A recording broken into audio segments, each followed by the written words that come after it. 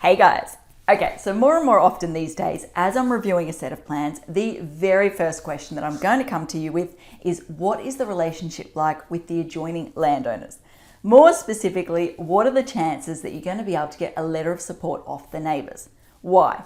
Well, let's be real. These days, council is subjected to an absolute barrage of negativity and complaints.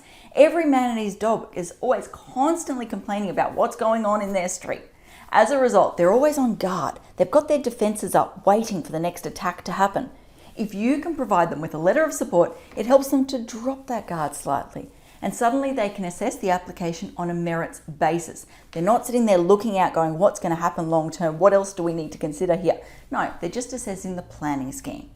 So I thought, hey, why don't I use this week's video to give you 4 tips, let's just say, on how to approach this process, how to approach the neighbours. Number 1, first and foremost, drop the ego.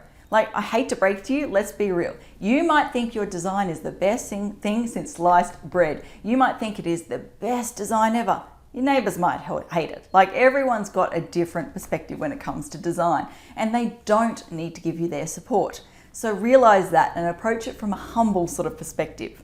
Number 2, help them understand what they're actually giving you their support for. So 99% of the time, they're not providing their support for the entire design.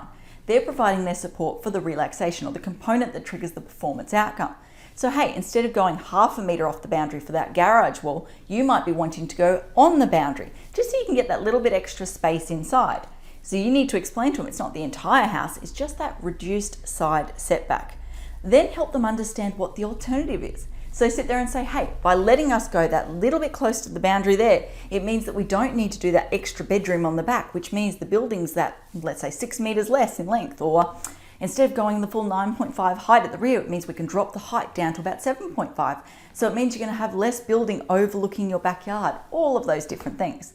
So yes, keep in mind, be humble, don't be cocky, but at the same time, help them understand that you're only seeking their consent or their support for that minor little thing, not the entire thing, and help talk them through what the alternatives are. Now, number 3, what did I want to say? Oh, financial stuff. Okay, so we've got this example at the moment. We're talking to a neighbour on behalf of a client about putting the stormwater pipe through the downstreams of the rear neighbour's property. We're going to go to them and basically say, okay, look, by letting us go through your property, you're essentially going to save us maybe 20 grand. I don't know what the figure is yet. We haven't got that far. But let's say for argument's sake, it's 20 grand. Sit there and say, okay, well, it saves you 20 grand. Why don't you offer them 5 grand worth of rectification works or improvement works, I should say. So instead of just saying, hey, we're going to rip it up and replace it like for like, why don't we improve the fence between the 2 boundaries? Or why don't we give you a bit of landscaping on the other side? Or I don't know what you could offer up. It depends what their drivers are. But ask the question.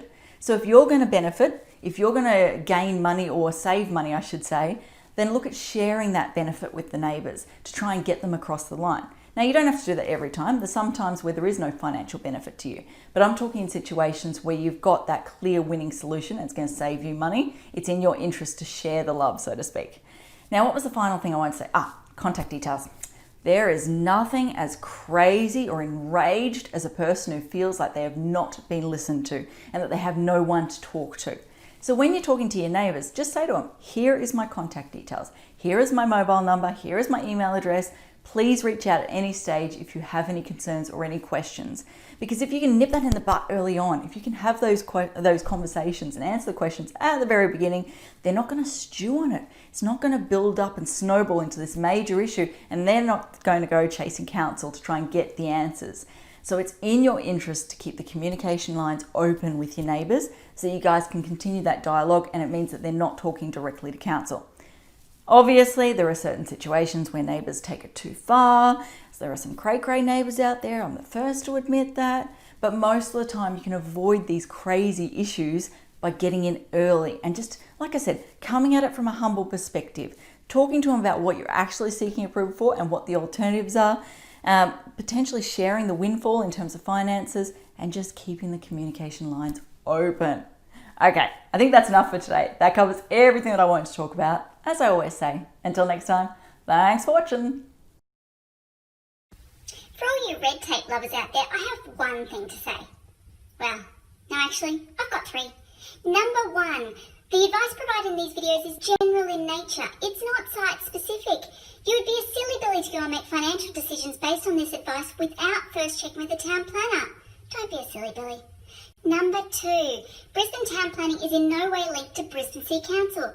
The views expressed in these videos are my own, not council's. So if you don't like them, blame me, not council.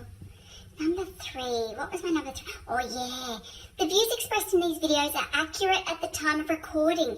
If you're watching this video back 10 years from now, the views may not be so accurate. That's all.